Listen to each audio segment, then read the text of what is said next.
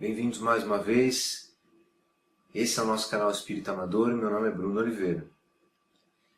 Nosso tema hoje é reforma íntima. O que será reforma íntima? Reforma dentro, do nosso corpo? Não, né, gente?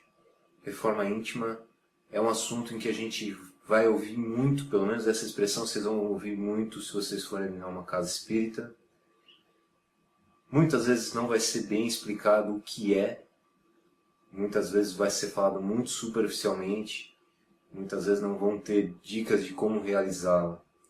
Reforma íntima é justamente a mudança mental, a mudança das nossas ações, dos nossos sentimentos, mudança geral que a gente tem que ter na vida para que a gente possa melhorar como pessoa.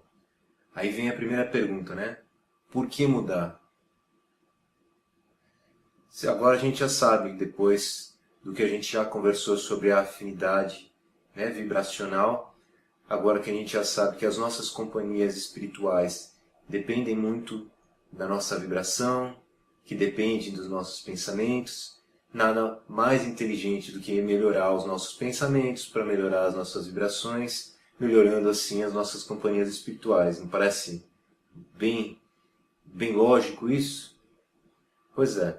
Então a gente tem que procurar, mudar esses hábitos, mudar os pensamentos. A primeira coisa que a gente tem que procurar melhorar, as nossas ações, sentimentos, tudo isso a gente tem que dar um novo rumo para melhorar a nossa vibração. A segunda pergunta então que vem é, o que eu tenho que melhorar? Essa é a pergunta, é justamente isso. O primeiro caminho que a gente tem que fazer para saber o que melhorar, é se conhecer. A gente tem que saber como nós somos, Tem que saber o que nos deixa feliz, nos deixa triste, o que nos deixa irritado, o que nos deixa em paz, o que nos entristece. É uma grande viagem para dentro da gente mesmo, analisando o nosso comportamento externo. A gente vai saber o que cada coisa, o que cada evento causa na gente e que tipo de emoção que a gente está sentindo faz com que aconteça na nossa vibração. A gente sente bem essa variação no nosso corpo. Então, sabendo o que cada evento faz com a gente pode se preparar melhor para os eventos. E saber que a gente tem ferramentas, todas as ferramentas que vão sugerir para a gente nessa hora são boas.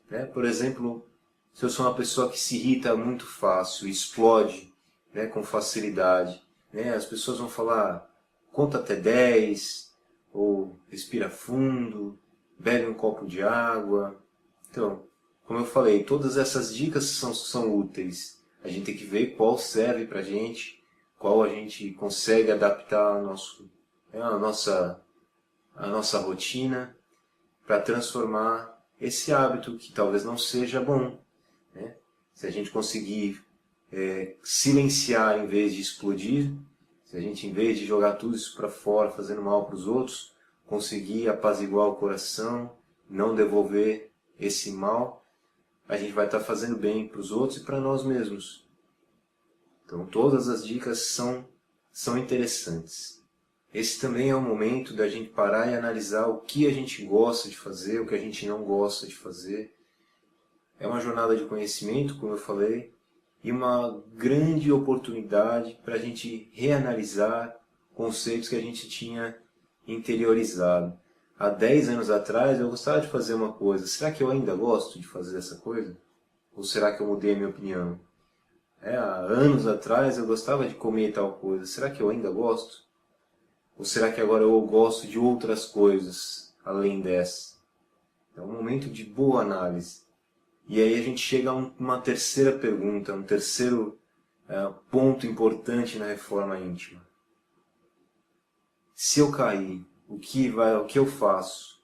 Se você cair, levanta e segue em frente. Nós vamos cair.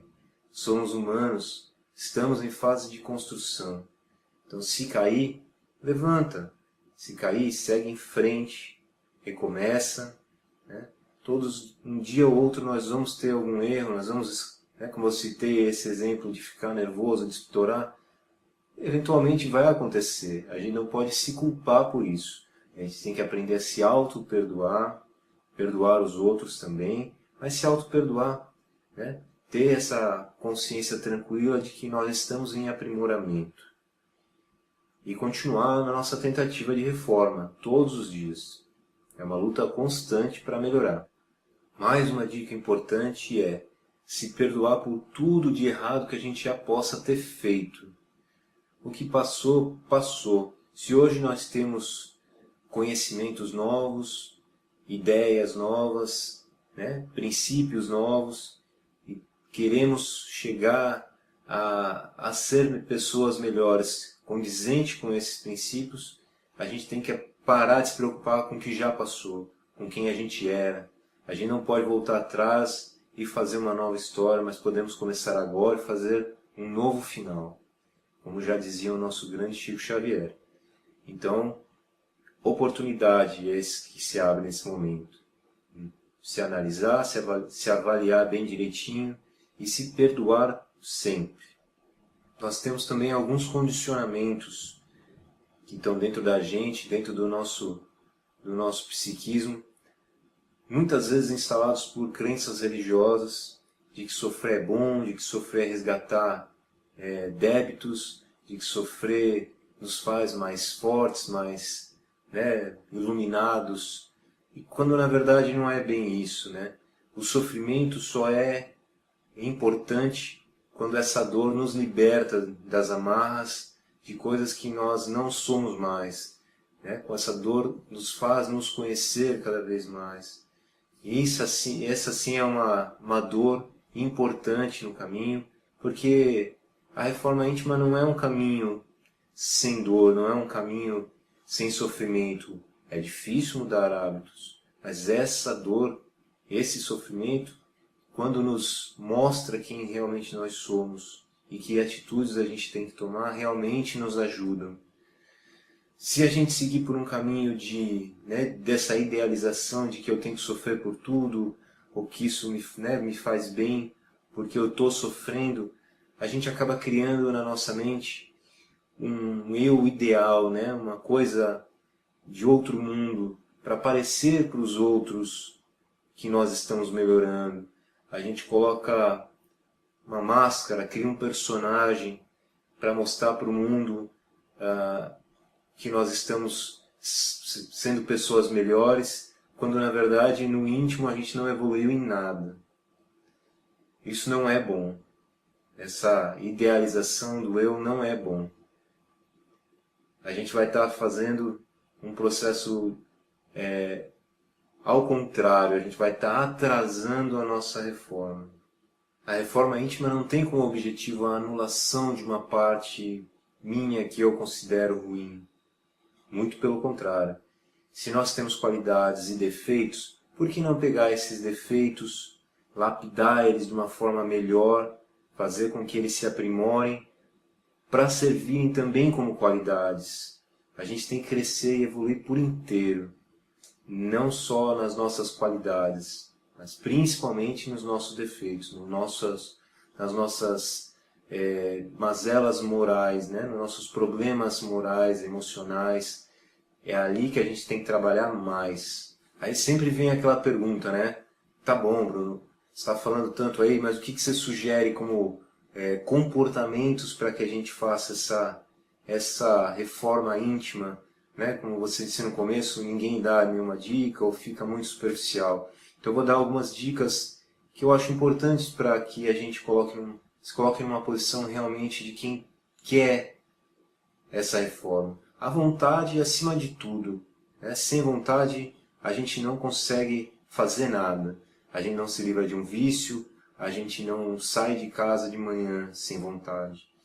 Então, primeira coisa, a vontade. Mas agora eu vou citar algumas outras dicas que podem ser importantes nesse nosso caminho.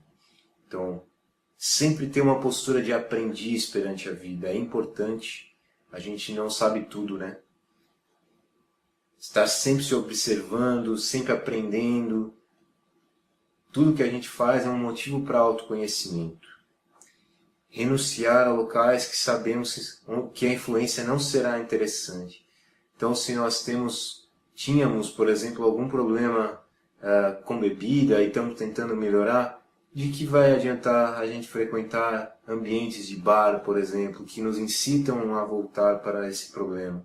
E assim por diante. Assistir televisão, vendo programas violentos, não nos incitam a uma violência um pouco maior, a ter reações da mesma forma. Assim, de forma geral, tomar cuidado com os ambientes onde a gente vai, com os programas que a gente assiste, tudo. Aceitar o nosso lado ruim, se auto-perdoar sempre. Então a gente tem mesmo um lado ruim, que a gente normalmente chama de sombra. A gente tem essa sombra. A gente só não pode simplesmente fingir que ela não existe. Quando a gente faz isso, ela cresce, ela se torna mais forte e uma hora ela volta para assombrar a gente, né? Tudo que a gente procura esquecer ou fingir que a gente não tem dentro da gente, uma hora a gente tem que lidar com ele. Então, né, não esquecer dessa sombra, mas buscar trazê-la para a luz, como eu falei das qualidades e defeitos. E se perdoar, se auto-perdoar sempre, porque a gente vai cair, vai levantar, vai cair, vai levantar. Cumplicidade ou compromisso constante com essa melhora, né? Foi o que eu falei sobre a vontade. Sem vontade a gente não muda nada. Vigilância sobre o nosso pensamento. Como eu falei uma vez, Jesus já disse para a gente, né? Vigiar e orar. E não é vigiar o outro, é vigiar os nossos pensamentos, sentimentos, comportamentos. Então, está sempre atento ao que a gente está pensando. Quanto mais a gente presta atenção nisso, mais a gente se conhece. A oração edificante que nos livra dos maus pensamentos. Sentimos que estamos com a mente atribulada, tem coisa ruim passando por ali? Se colocar em oração, tentar fazer essa ligação direta com o pessoal lá de cima, eles vão ajudar, com certeza vão. Trabalhar no bem, então ajudar os outros, trabalhar em obras voluntárias de caridade, ajudando nossos semelhantes, visitando asilos, orfanatos, tudo isso ajuda não só a gente acender pequenos focos de luz no nosso caminhar espiritual, mas nos coloca em contato com os problemas dos outros, nos mostrando como é a vida realmente. Praticar a tolerância tanto conosco quanto com os outros. Tolerância sempre importante. O mundo não é feito de pessoas iguais a nós. A socialização, ou seja, grupos determinados que detêm a mesma meta, né? Por exemplo, aqui a gente fala sobre, né, a parte espírita. Então, estar em contato com o grupo espírita, buscar o estudo espírita nas casas, pois todos ali têm o mesmo objetivo, que é a evolução. E da mesma forma, se você está tentando sair de um vício, o Narcóticos Anônimos, o Alcoólicos Anônimos é tão importante. Você está em contato justamente com pessoas que estão tentando sair desse mesmo vício e estão buscando ajuda. E essas experiências juntas, trocadas, fazem com que a meta sirva para todos. Vamos todos nos ajudando a chegar lá. A caridade, eterna amiga e parceira da humildade. Tão importante, né? Como eu falei, estar indo em asilos, em orfanatos, nos mostra como a vida é, nos deixa mais humildes, além de todo o trabalho de caridade que fazemos. E como Jesus já nos pedia, o amor incondicional, ou seja, amar a todos sem interesses secundários. Eu vou te amar se você fizer alguma coisa por mim. Isso não é amor incondicional. A gente tem que amar por amar porque é certo amar, sem condições. Mas assim, como conselho final, não se exija demais. Tudo tem seu tempo e tudo tem o tempo exato para acontecer.